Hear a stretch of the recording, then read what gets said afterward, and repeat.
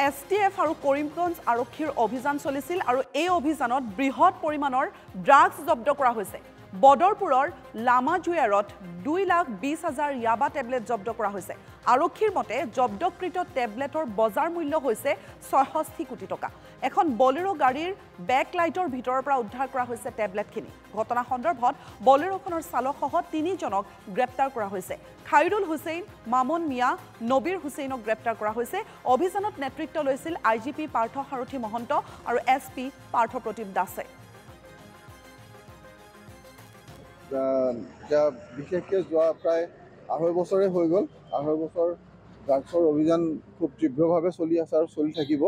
কিন্তু কথা হ'ল কি যে ড্ৰাগছৰ ব্যৱসায়টো এনেকুৱা আৰু ড্ৰাগছ আসক্ত লোকৰ সংখ্যাও আছে, সেইখিনিও কৰিব লাগিব। যি নহওক বিভিন্ন কাৰণত ড্ৰাগছ আনিবলৈ চেষ্টা এটা কৰি থাকে।